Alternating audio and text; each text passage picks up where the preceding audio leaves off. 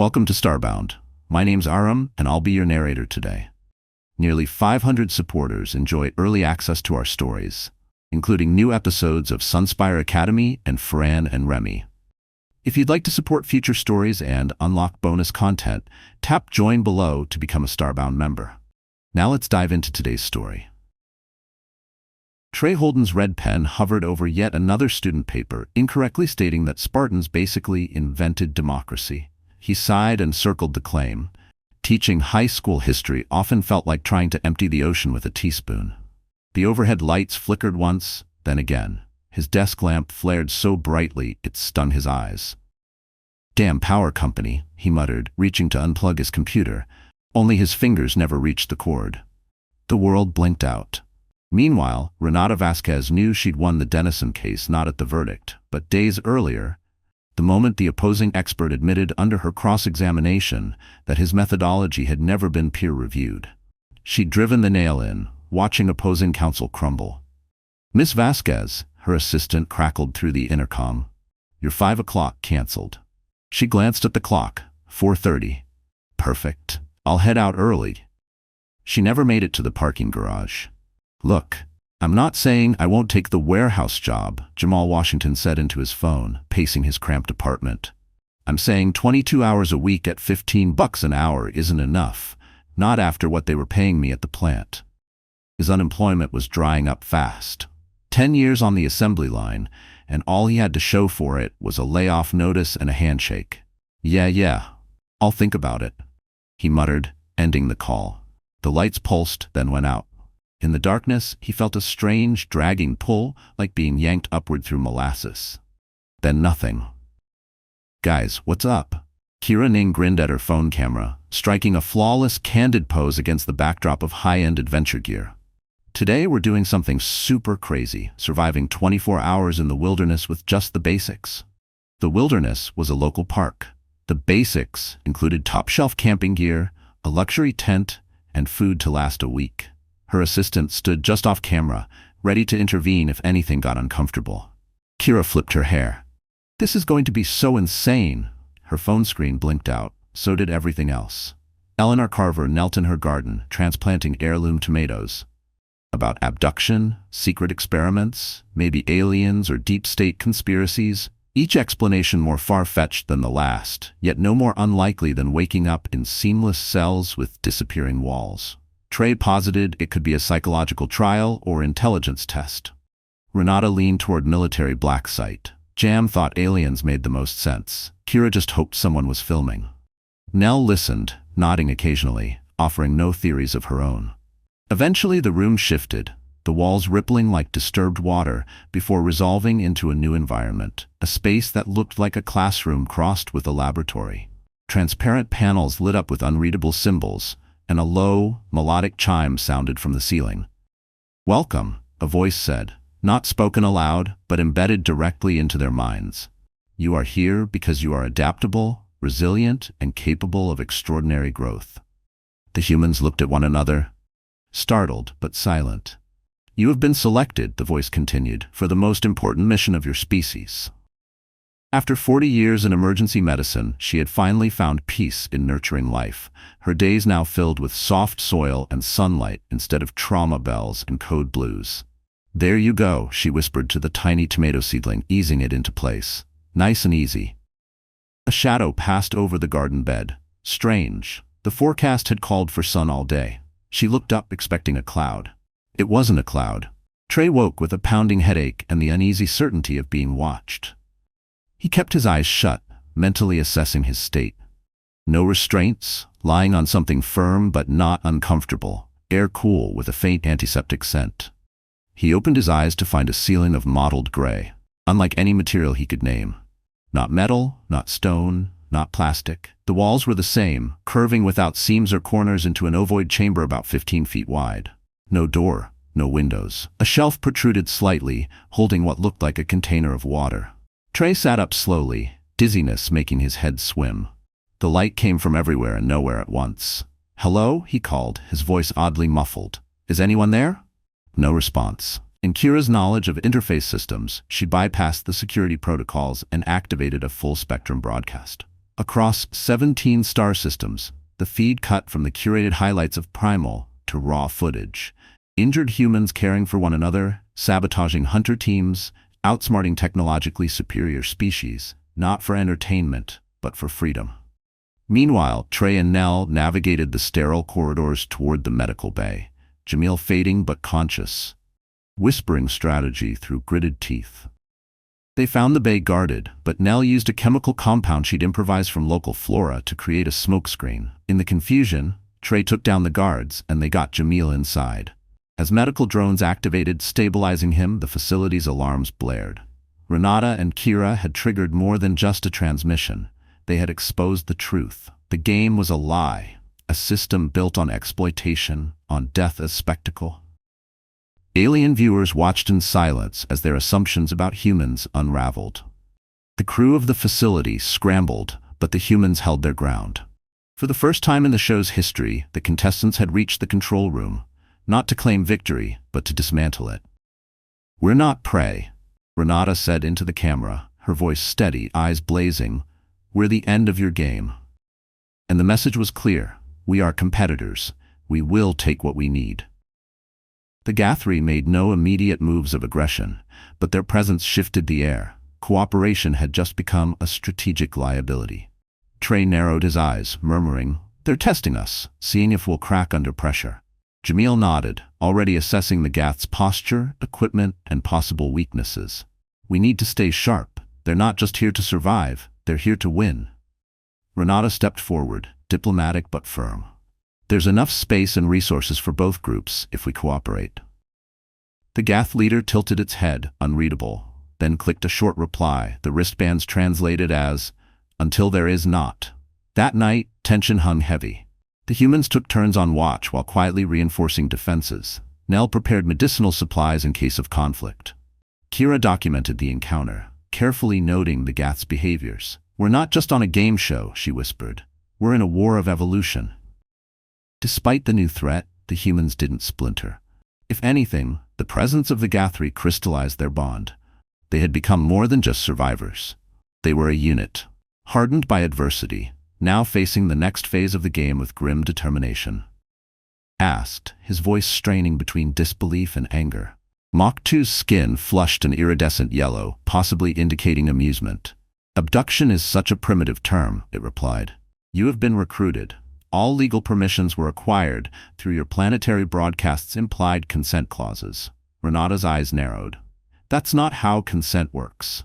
The alien ignored her, gesturing to the surrounding chamber now flickering with holographic projections. Beings from countless species facing trials, competitions, and perilous scenarios. Primal showcases survival and adaptability under extreme conditions. You will be observed, evaluated, and, if entertaining enough, celebrated. Your performance may influence galactic perception of humanity for eons to come.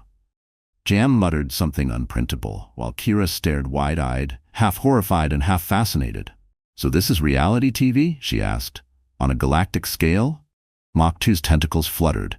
"Indeed. Billions are watching. Welcome to fame beyond your imagining." The chamber brightened with a rising hum, and the floor beneath them began to shimmer. Nell exhaled slowly, squaring her shoulders. "Well," she said quietly, "let's give them a show worth remembering."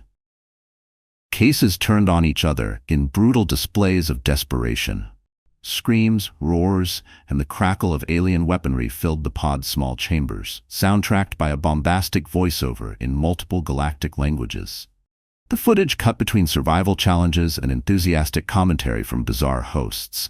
Floating, shimmering beings with too many limbs or none at all, dressed in flamboyant colors and surrounded by glowing studio audiences. Trey gripped the sides of his seat, his face pale. "This isn't a show, it's an execution." Renata stared at the screen, jaw clenched, absorbing every detail like it was a legal briefing. Jam swore quietly under his breath, hands clenched in his lap.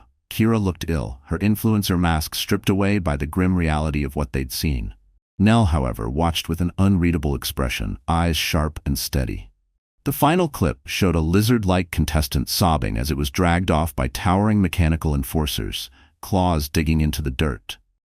Then the screens went black. A calm voice announced, "Arrival in 60 seconds. Prepare for deployment." The pods began to separate, arcing toward the surface of a massive forested planet that loomed larger with every passing second.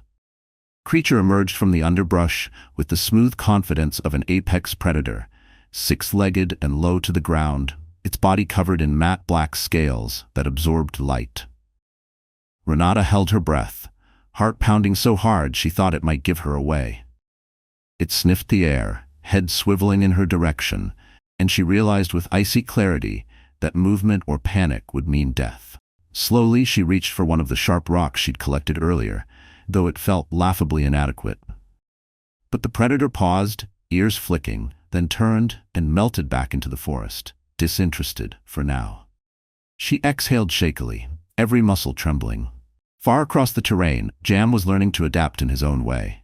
He'd reinforced his shelter, begun storing water from the rainfall, using leaves shaped into funnels, and started experimenting with drying marsh plants into cordage. Bet they didn't think a laid-off factory guy would make it past day one, he said aloud, gripping a spear he'd fashioned from a sharpened branch. Meanwhile, Kira had learned to ration her snacks, protein bars tucked into her sports bra for emergencies, and was following the river she'd found, filming imaginary content to keep herself calm. Alien survival, but make it aesthetic, she whispered. Back in her clearing, Nell noted the signs of predatory migration. They're watching us, she murmured, and they're not the only ones learning. Dominance. They had underestimated the humans' reliance on strategy, instinct, and tactile problem-solving. Trey stood over the trapped Guthrie, spear in hand. "This is your only warning," he said coldly. "We defended our camp. Next time, we won't bother with traps." The Guthrie extracted themselves slowly, humiliated but silent, and retreated into the darkness. Renata turned to the group. "That confirms it. The game isn't just testing survival, it's provoking conflict. They want escalation." Nell nodded grimly, "And we just proved we can push back." The next day, the humans reinforced their perimeter, integrating new deterrents based on the Guthrie's known behaviors: bright flashes to disorient compound eyes, low-frequency vibrations that interfered with their scanners. Kira documented everything, turning their resistance into a narrative for whoever was watching. "Let them see we're not prey," she said. "Let them see we adapt faster than they expected." That evening, their wristbands activated again. Challenge 3. Seize control of the opposing camp. 72 hours. Failure results in forced reassignment of resources. The message was clear. The game wanted war. But the humans weren't just playing to survive anymore. They were playing to win, on their own terms. Encounter, but prepare for others.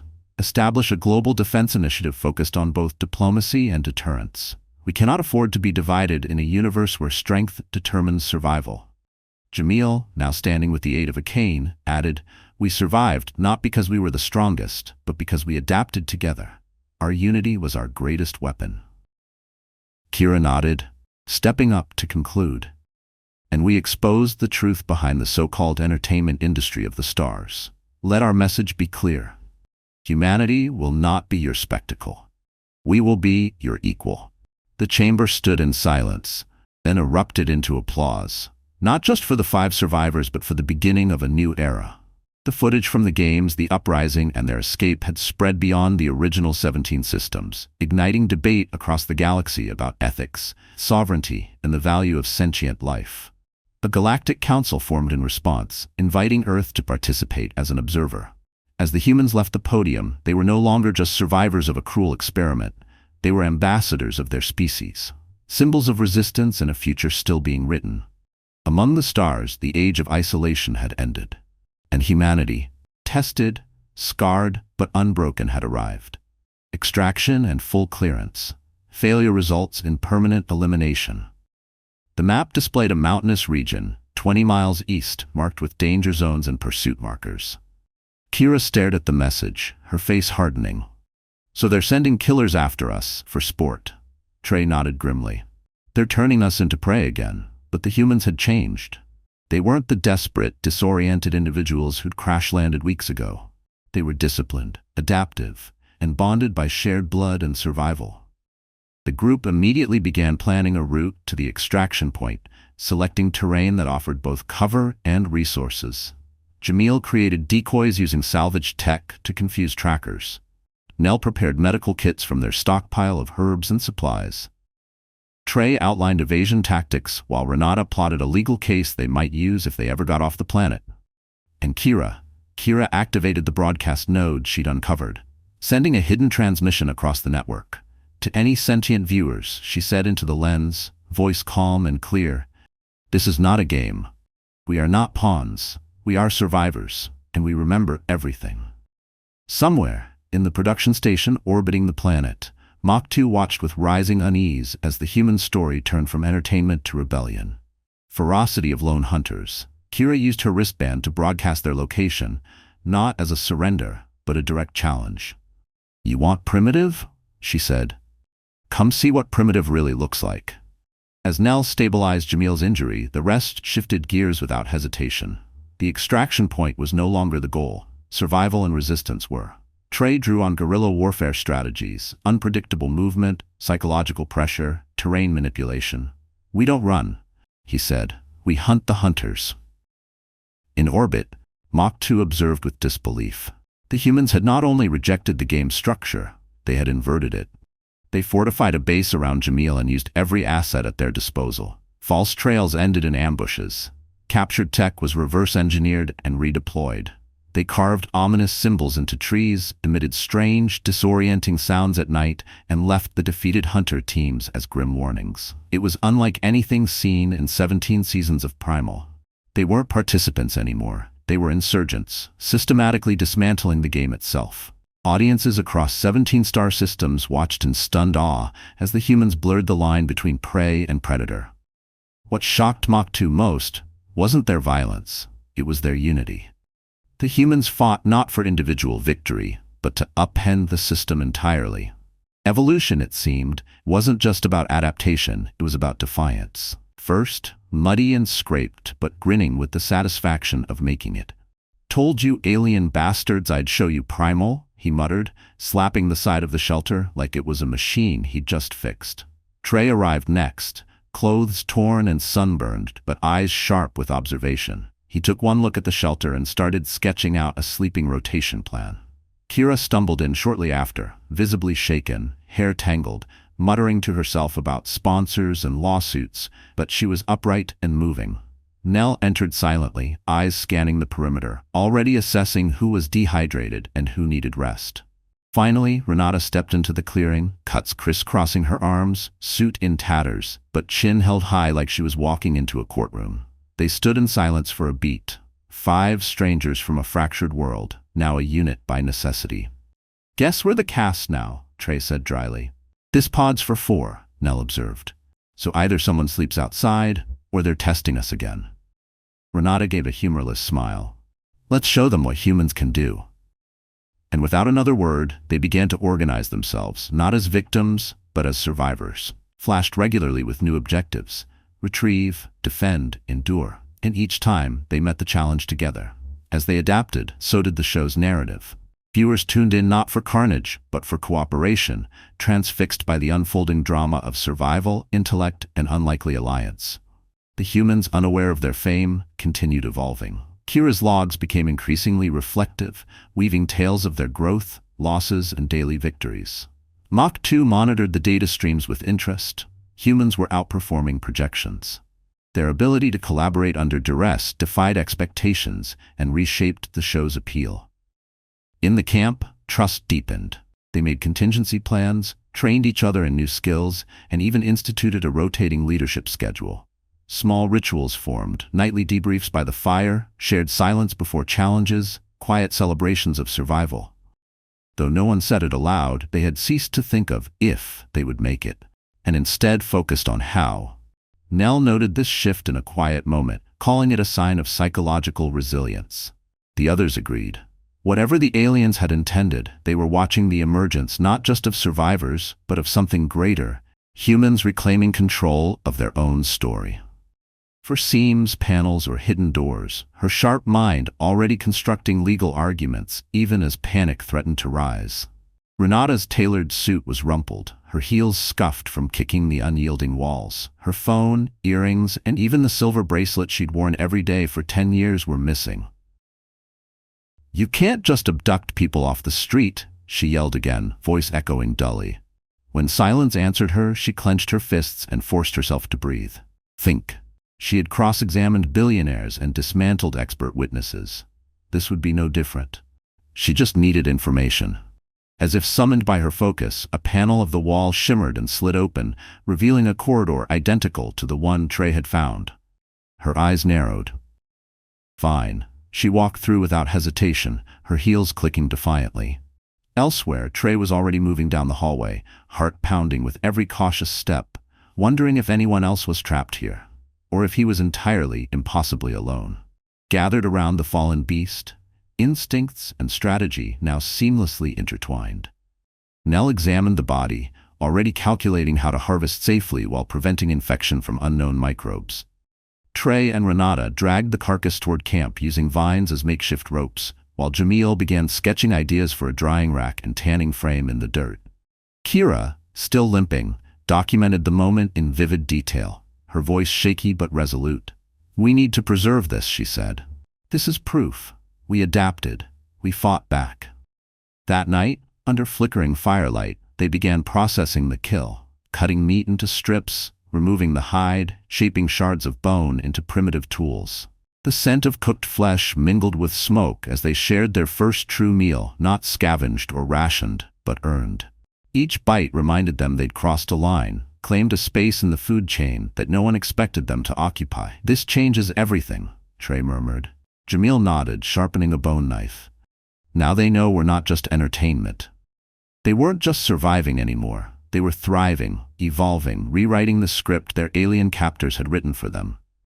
Jamil arrived first, sweaty and triumphant, having finished the journey with help from a crude compass he'd fashioned from a magnetized shard scavenged off his landing pod. Nell came next, her pace deliberate and efficient, conserving energy with every step. Trey followed, scratched and dirt-streaked, but energized by finally applying real-world versions of survival strategies he'd spent his life teaching in theory. Renata stumbled in fourth, her once pristine suit shredded and her face reddened by the sun, but her expression sharp with growing confidence. Kira arrived just before the cutoff, panting, hair wild, nails cracked, but grinning like she'd just nailed the most chaotic live stream of her life. "We made it," she gasped. "Holy crap. We actually made it." The five looked from one another to the small shelter designed for only four. "They want us to fight," Jamil said flatly. "It's a test," Trey added. "Scarcity drives conflict, classic manipulation." "We're not falling for it," Nell said, her voice calm but firm. "We rotate four inside, one on watch. We share what we have." Renata's eyes narrowed. "We don't even know each other. Why trust anyone here?" Nell looked around. "Because out here we are all we've got." After a moment's hesitation, heads began to nod. "Network operates under interstellar jurisdiction. You entered the game. You are subjects, not citizens." Renata stood defiantly despite the guards' weapons trained on her. "We never volunteered. We were taken." The audience saw that Kira added quietly. "They saw everything." The guards shifted uncomfortably as more alerts flashed across the monitors, public outcry flooding the network, viewership collapsing, sponsors pulling out. In trying to crush the humans' resistance, the producers had broadcast their own crimes to billions. Mach 2 turned to his staff, barking orders in a harsh, clicking language, but it was too late. The damage was irreversible. Trey leaned toward Nell. "We broke their illusion," he whispered. "Now we make it collapse." As the chamber's systems flickered with overload, Jamil, revived just enough to act, triggered a device he'd cobbled together from stolen tech. A pulse shut down the security fields, giving the humans a window. Renata surged forward, disarming a guard, and chaos erupted. But it was organized chaos. The humans moved as one, their months of hardship now muscle memory. They didn't fight to escape. They fought to take control. Mach 2 fled the chamber, but not before Renata grabbed a wrist console, linking it to the facility's command system. They weren't just contestants anymore. They were the revolution. No time to spare, they hauled Jamil into the pilot seat, Trey and Renata securing the hatch behind them as alarms screamed through the hangar. Jamil's fingers, shaky but practiced, moved over the alien interface, identifying patterns, bypassing lockouts. The vessel hummed to life, lifting off just as facility guards stormed into view. As they cleared the mountain ridge, they looked down at chaos. Smoke rising, other captive species joining the uprising. Security forces overwhelmed. They'd lit a spark that couldn't be extinguished. "We're not safe yet," Nell warned, scanning for pursuit. "No," Trey agreed, "but we're free." Kira turned toward Jamil. "Can you get us into orbit?" "Yeah," he muttered, eyes focused, "and if I can access their navigation systems, I might even find us a path to a neutral system." Renata leaned forward, watching the stars ahead. "What if there is no neutral system?" "Then," Kira said, a fierce smile breaking through the exhaustion, "we make one." As the stolen ship arced into the sky, leaving the fractured game world behind, the 5 humans, no longer contestants, no longer prey, became something else entirely. The first spark of an interstellar reckoning. Once more, for emphasis, Kira shouted into the open air, her voice echoing uselessly across the wide, grassy expanse where her pod had dumped her. "This isn't funny," she yelled, hauling herself awkwardly out of the capsule. "I didn't sign a release for this." Her wristband lit up, revealing the now familiar map and challenge instructions, which she stared at as if it might offer an escape route. Around her stretched miles of empty, wild terrain, no phone, no ring light, no clever edits. "I don't even actually camp," she muttered, glancing around as if her assistant might appear with snacks or a backup charger. But there was no crew, no soft lighting, just raw, unfiltered survival. Panic surged in her chest before a stray memory surfaced, a survival show she'd watched as research for one of her staged wilderness videos. The host had said water flowed downhill, and where there's water, there's life. She checked her map again. The meeting point sat in a valley. "Okay," she said aloud, trying to steady her breathing. "I can do this. Like, how hard can it be?" She took her first step toward the unknown, muttering possible titles for the video she hoped she'd live to make. "I got kidnapped by aliens, not clickbait." 1. Jamil hurled a spear at the creature's face, aiming for its eyes, while Trey grabbed Kira and dragged her out of the creature's path. Nell and Renata scattered in opposite directions to divide its attention.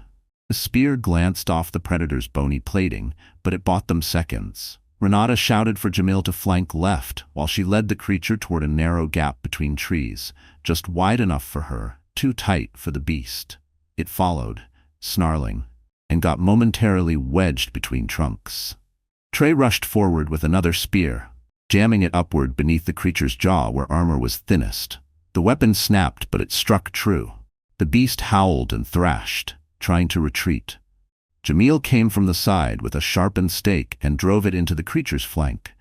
Together, they overwhelmed it through precision and coordination, not brute force.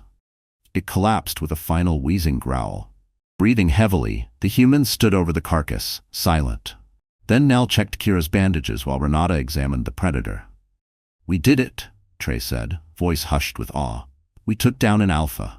Their wristbands activated again. Challenge complete. Bonus reward unlocked. The humans looked to one another, not victorious exactly, but united by what they'd just proven. They weren't prey. Quiet offer to take first watch. The group settled in.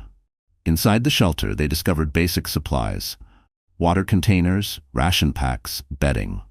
As darkness fell, they sat together and began to talk, sharing the trials they'd faced to reach the meeting point.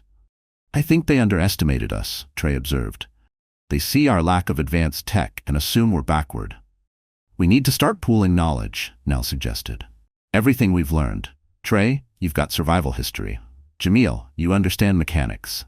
Renata's analytical, and she figured out that predator's weakness. Kira," she hesitated. "I'm good with people," Kira said. "Like, really good. I know how to tell stories that get attention. That has to count, right?" "It does," Nell assured her. "Morale is critical, so is sharing what we learn." Then their wristbands lit up, new text scrolling across each screen. Challenge 2. Retrieve 5 tokens from the Devourer Gorge. 24 hours. Failure results in elimination of 1 contestant. The map updated, showing a canyon 5 miles west marked with bright hazard icons. "Elimination," Jamil said, testing the word. "You think that means?" "I think we assume the worst," Trey answered, his voice dark, "and we plan for it." At dawn, they began preparing, using Jamil's ingenuity to guide them. Reward and potential repatriation. Failure results in elimination of all contestants. The map highlighted an extraction point 20 miles east, skirting the edge of a mountainous region they hadn't yet explored. "That's where I'd put a relay station," Jamil said, eyes scanning the elevation lines. "High ground, full visibility of the game zone." They departed at dawn, moving with efficiency shaped by hard-earned experience. Weeks on the planet had taught them which flora to avoid, which animal calls signaled threats, how to mask their trail with terrain. 10 miles in, disaster struck. A hunter team, former winners, enhanced with biomechanical upgrades, ambushed them in a narrow gorge. A net launcher fired. Jamil was caught and thrown, tumbling down an embankment. He landed with a sickening crunch, leg twisted, bone breaking through flesh. The team rushed to him. Nell knelt beside him, already assessing the wound. "Compound fracture," she said, voice calm but urgent. "We'll need to immobilize and elevate." "Leave me," Jamil groaned. "Make it to the extraction point." "Absolutely not," Nell replied, splinting his leg with practiced speed. Trey understood first. This was the game's final gambit. Test their loyalty, fracture their unity. "They want us to turn on each other," he said. "Then they don't know what it means to be human," Renata said. "We move together. Always." Searching the corridor beyond with wide eyes. "Okay, maybe this is still content," she whispered, forcing a smile that felt too tight. She adjusted her jacket reflexively, smoothing imaginary wrinkles. If this was some elaborate prank, she'd sue. If it wasn't, well, then she'd survive, and she'd vlog about it later. She took a breath and stepped through. Eleanor had remained calm, at least on the outside. She'd sat quietly, hands folded in her lap, mentally reviewing triage procedures and grounding techniques. Years of ER chaos had taught her how to function amid fear. Still, her heart jumped when the walls silently vanished. She rose with careful deliberation, brushing dirt from her jeans. "All right," she said softly. "Let's see what's on the other side." The corridor lights were dim, pulsing faintly like a heartbeat. One by one, they entered, scattered across the strange structure, yet all headed the same direction, drawn by a mixture of fear, anger, curiosity, and the primal urge to find answers. They didn't know it yet, but each of them had been chosen. Snapped, resisting as two of the mollusk-like beings gently but firmly guided her forward. "You can't seriously expect us to participate in this circus." Mach 2's skin glimmered in shades of placid green. "Participation is not optional. Compliance ensures safety, and cooperation increases your chances of success." Trey glanced around, heart pounding, his teacher instincts warring with rising panic. "Do we get supplies, tools, any kind of orientation?" Mach 2 inclined its bulbous head. "Basic equipment will be provided, along with species-appropriate accommodations. You will be placed in an environment tailored to simulate early planetary survival conditions." "You mean a death trap?" Jam muttered, his fists clenching. Kira had gone pale but kept glancing around, clearly calculating camera angles even in crisis. "Wait," she said suddenly. "What if we just refuse to play along?" "Then you will be disqualified." "Wait," Mach 2 replied smoothly and expeditiously removed. "Eliminated," Trey said softly. "They mean killed." Nell stepped forward, her voice calm but firm. "If this is happening no matter what we do, then we need to be smart. Panic helps no one." Her words cut through the chaos like a scalpel. The group exchanged glances, reluctant agreement forming as they were ushered through the threshold into the unknown. Started crying when she realized her phone was really, truly gone. Her first instinct was to talk. To someone, anyone, but the only response was whined through towering, thorn-laced trees. Her wristband blinked the same cruel message as the others. "Reach the meeting point in 48 hours or be eliminated." Eliminated like voted off? Or like dead, she whispered, heart pounding. She clung to the one advantage she had: performance. If the aliens wanted a show, she'd give them drama, resilience, maybe even redemption. She scavenged her surroundings with frantic energy, spotting a wide-leafed plant that could work as a poncho and dry twigs for kindling. "Okay, Kira," she said aloud, wiping tears and forcing a grin. "Millions of views, if I survive." Meanwhile, Renata selected small, sharp rocks, recalling camping trips with her father in the Sierras. She'd rarely practiced survival, but theory she had in abundance. Her mind clicked into analytical mode, weighing resources and risks. What she didn't know was that she wasn't just on camera. Something massive, six-legged and carnivorous lurked nearby, its hunger piqued by the scent of an earthling. Across the swampy basin, Jamal, knee-deep in muck, was already adapting. Detroit hadn't raised a survivalist, but it had built a builder. By nightfall, he'd crafted tools, a shelter, and a plan.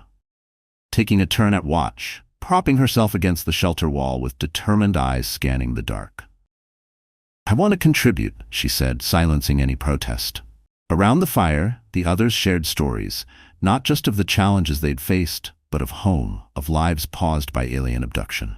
Jamil spoke of the factory and how he'd always dreamed of designing machines, not just repairing them. Renata described courtroom battles with the same intensity she'd shown in the gorge. Trey reminisced about students who never listened until history came alive in crisis. Nell, always measured, shared fragments of the worst nights in the ER. Kira listened, then told them about her followers, how she'd once thought influence equaled importance, and how she now saw things differently. Their laughter was cautious, tinged with exhaustion and pain, but real. For the first time, the cameras no longer felt invasive. They were background noise to something stronger. The tribe had formed, imperfect, diverse but united. When the fire burned low and the stars shifted overhead, they sat in silence, watchful and alert, ready for whatever the next challenge would bring. Text scrolled across the screen. Challenge 1. Reach the central meeting point within 48 hours. Failure results in elimination. Trey took in the message, his eyes scanning the vast unknown ahead. 20 miles across alien terrain, no gear, no food, no water, but he had something more critical. Human history.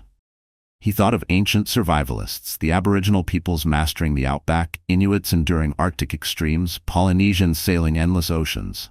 "All right," he muttered, steadying his breath. "Water, shelter, food, just like always." With practiced calm, he moved toward the red marker, every step measured, every movement watchful.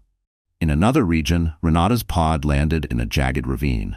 She emerged with dignity intact, brushing grit off her designer suit despite its obvious unsuitability.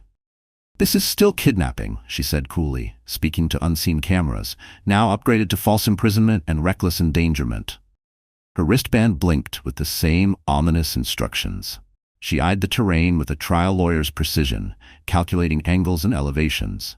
"Fine," she said under her breath, lips curling in defiance. "You want a show? I'll give you a show." And with that, she started forward, her heels silent on the alien stone. The first 3 attempts went according to plan. Jamil baited the trap, and Renata, Nell, and Kira each darted in to retrieve a token, while the plants clamped down on decoy branches. But the 4th run went wrong. One plant snapped shut faster than expected, ejecting the stick prematurely. Kira stumbled in her retreat and fell backward into another plant's open maw. Its jaws clamped around her leg as she screamed, kicking and clawing at the dirt.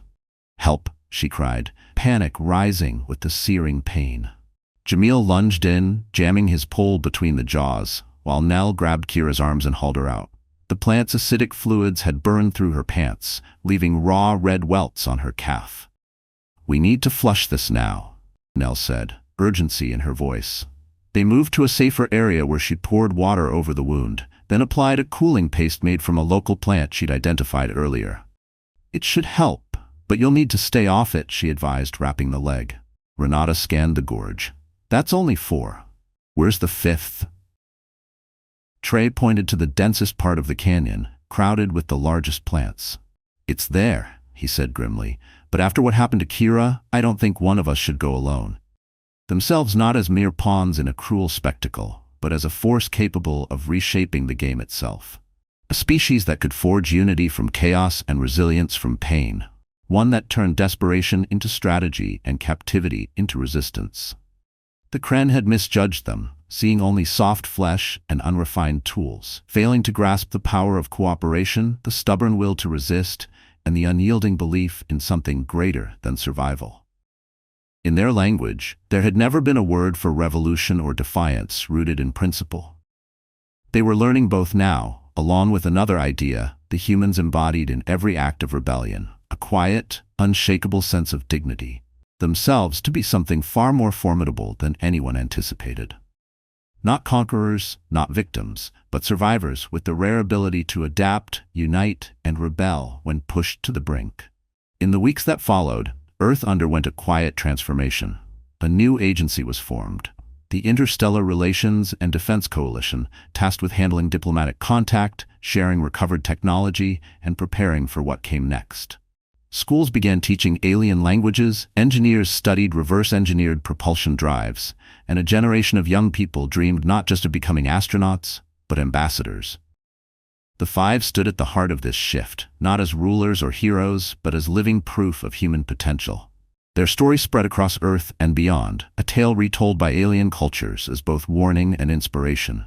In distant systems, policy changed, sponsorships dissolved, viewership ethics were debated. For the first time, the concept of sentient rights emerged as a unifying galactic idea, seeded by five humans who had simply refused to die quietly. In a universe of cold logic and brutal spectacle, they had reintroduced something unexpected and disruptive: hope. The game was over. The era of humanity's silence was finished, and the stars would never look the same again. To anticipate one another's actions, operating as a cohesive unit without the need for constant discussion. Their camp evolved into a small fortress, camouflaged, efficient, and defensible. Jamil perfected tools from Gath components, creating hybrid devices that combined human improvisation with alien tech. Nell developed field protocols for injury and disease using local flora. Trey refined tactics for patrolling and perimeter defense, while Renata documented everything with legal precision, compiling a growing manual of survival law. Kira crafted narratives that boosted morale and reinforced group cohesion, her stories now blending myth, memory, and mission. The Gath watched from a distance, wary and silent. They had expected dominance, but faced evolution instead. The humans were no longer participants. They were players. When the wristbands announced the next challenge, establish a satellite camp in contested territory within 48 hours, the humans didn't hesitate. They reviewed terrain maps, assigned roles, and moved out as one. They weren't just surviving the game anymore. They were shaping it. Trey took a steadying breath and started walking, instincts honed by years of structured routine kicking in: observe, plan, act. Every rustle in the underbrush made him flinch, but he kept moving, cataloging the terrain, noting edible-looking plants and potential shelter. Elsewhere, Renata emerged into a rocky canyon, heat radiating off jagged cliffs while alien birds screeched overhead. Her wristband displayed the same glowing marker, and though her feet ached from walking without shoes, she moved with relentless focus. Jam's pod had landed in a swamp, thick mud sucking at his legs as he pushed forward, cursing the band on his wrist with every step. Kira dropped into a lush valley, struggled to adapt. No makeup, no equipment, just raw survival and a growing dread she couldn't filter into content. Nell, placed on a wind-blown ridge overlooking the others, paused to scan the horizon. She adjusted her pace to the rhythm of her breath and the wind, her eyes narrowed in thought. Each of them alone, scattered across an alien world, but already beginning the same journey toward the red marker, toward whatever came next. Using Jamil's mechanical skills, they fashioned makeshift tools from scavenged materials: long poles, hooks, and shields of bark. Trey proposed a search pattern, a spaced-out line to cover ground while keeping each other in sight. As they approached Devourer Gorge, the name's meaning became clear. The canyon brimmed with monstrous flora, gaping Venus flytrap-like plants, their toothy maws large enough to swallow a person whole. "Those must be the Devourers," Trey muttered, eyeing the writhing greenery. "And those are the tokens," Renata added, pointing to glinting metal discs nestled deep in the traps. "How do they hunt?" Nell mused. "Like their Earth cousins? Trigger hairs?" Trey grabbed a nearby branch and flung it toward one. The plant snapped shut violently, shredding the wood. "Touch activated," he confirmed. "We can trick them. Trigger the traps, then retrieve the tokens while they're closed." They gathered long, sturdy sticks and tested them carefully, fine-tuning their strategy. Jamil and Trey would bait the traps, striking at the trigger points, while Renata, Nell, and Kira would time their runs, dashing in to retrieve the tokens as the Devourers clamped shut on empty air. It was risky, but the best bad plan they had.